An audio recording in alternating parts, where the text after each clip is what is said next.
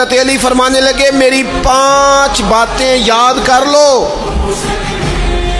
اور فرمانے لگے اونٹوں پر بیٹھ کر تلاش کرنے نکلو گے تو یہ باتیں تمہیں ملیں گی کہیں بھی نہیں، لے لو ہم سے حاصل کر لو، یہ فیض ہے۔ فرمایا ڈھونڈنے نکلو گے نہ ڈھونڈنے، تمہیں یہ ملیں گی، ڈھونڈنے سے نہیں چیزیں ملیں گی۔ فرمانے لگے 5 باتیں لے لو یار حضرت شیر خدا کی 5 باتیں، آج اس کو سبق کے طور پر رٹا لگا لو، اسے یاد کر لو، دل میں بٹھا لو۔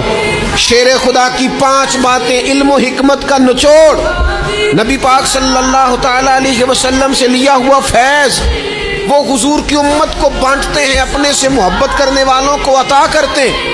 حضرت مولا علی شیر خدا فرمانے لگے 5 باتیں لے لو، تم اونٹوں پر بیٹھ کے نکلو گے تو تھک جاؤ گے، لیکن یہ باتیں تمہیں کہیں نہ ملیں گی۔ حضرت علی باتیں بیان کرتے ہیں، فرماتے ہیں پہلی بات یہ یاد رکھنا، بندے کو امید صرف اپنے رب سے رکھنی چاہیے،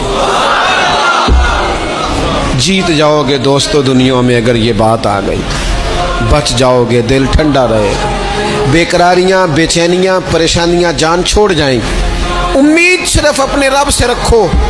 حضرت مولا علی شیر خدا رضی اللہ تعالیٰ عنہ دوسری بات بیان کرتے ہیں، فرماتے ہیں اپنے گناہوں سے ڈرا کرو۔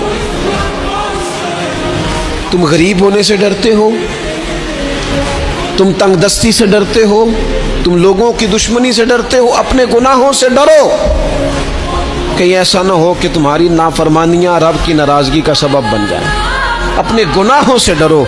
اور تیسرا مولا علی شیر خدا رضی اللہ تعالیٰ عنہ فرماتے ہیں اگر تم جاہل ہو نا، تمہیں پتہ نہیں، تو علم کے بارے میں سوال کرنے سے کبھی نہ شرمانا، پوچھ لینا فائدہ ہوگا، کسی سے بات کر لینا فائدہ ہوگا، کسی سے سیکھ لینا نفع ہو جائے گا، کسی کو مان لینا اپنا استاد، زندگی بھر سمجھدار ہو جاؤ گے، فیض یاب ہو جاؤ گے۔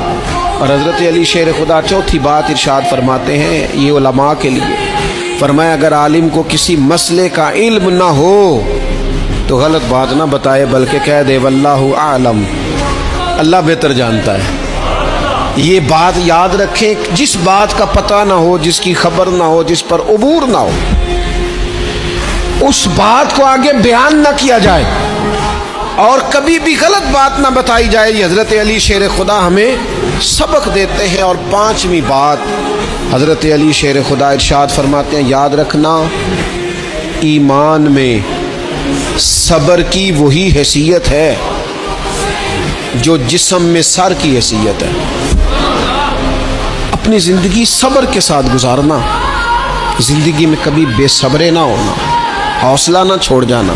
صبر بزدلی نہیں ہوتا، صبر تو اچھی تدبیر کو کہتے ہیں، صبر تو رب کریم کے فیصلے کے انتظار کو کہتے ہیں، صبر تو اللہ کی مدد کے نازل ہونے کے انتظار کو کہتے ہیں۔ فرمایا جو تمہارے جسم میں سر کا مقام ہے وہی ایمان میں صبر کا مقام ہے۔ یہ مولا علی شیر خدا نے ہمیں 5 باتیں